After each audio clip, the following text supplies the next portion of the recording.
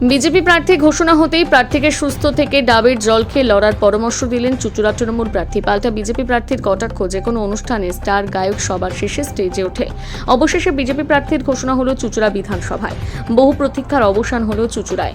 ভূমিপুত্রকে প্রার্থী করেছে বিজেপির। সুবীর নাগ দীর্ঘদিনের বিজেপি কর্মী, বিজেপির হুগলি জেলার সভাপতি ছিলেন।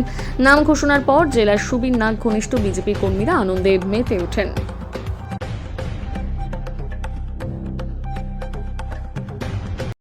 ক্লিয়ার হলো, ভূমিপুত্র এখানকার সুবীর নাগ বিজেপির প্রার্থী হলো। কি বলবেন?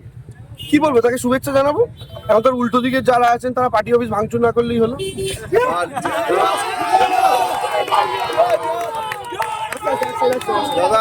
দাদা আপনি বলেছিলেন খালি মাঠে প্র্যাকটিস করছেন, বল নিয়ে ছুটছেন, প্রতিদ্বন্দ্বী কি ভূমিপুত্র হিসেবে কি মনে করছেন?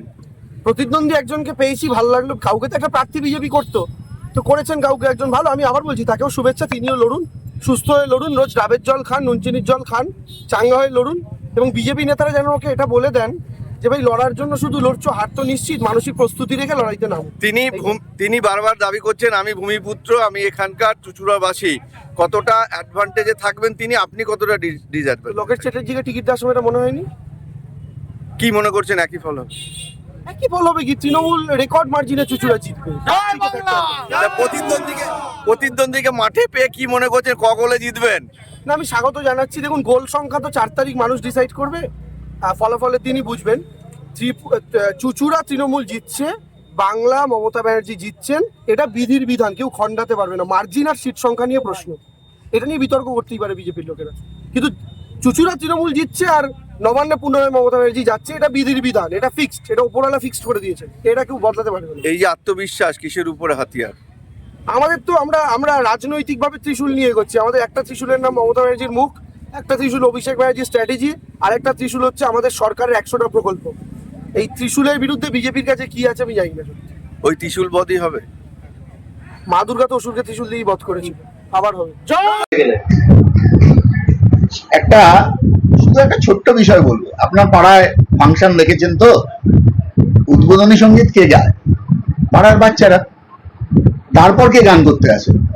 তারপর যে শিল্পী আসে সে পাড়ার গান টান শেখে। এরকম স্টার শিল্পী কোনোদিন প্রথমে এসছে? আশা করি স্টার হিসাবেই আমি চুঁচুড়াবাসীর মন জয় করে বিধানসভায় যাব।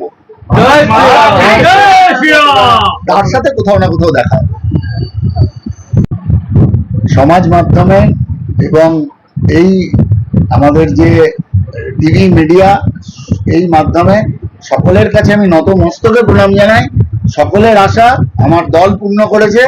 এবার প্রত্যেকটা মানুষের এটা দায়িত্ব কর্তব্য বোধ হলো যে যেহেতু দল সবার ইচ্ছাকে মর্যাদা দিয়েছে, সেই মর্যাদাটা যাতে আমার চুঁচুড়াবাসী রাখতে পারে, আমি যেন চুঁচুড়াবাসীর সেবায় নিজেকে নিযুক্ত করতে পারি, এটাই আমার একমাত্র মেসেজ।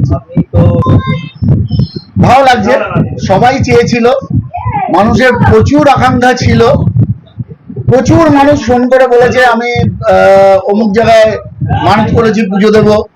প্রচুর মানুষ শুভেচ্ছা জানিয়েছে। সবার ইচ্ছা ছিল যে এবার চুঁচুড়ার ভূমিপুত্র হিসাবে আমাকে যেন ভারতীয় জনতা পার্টি এখানে লড়াই করবার সুযোগ দেয়।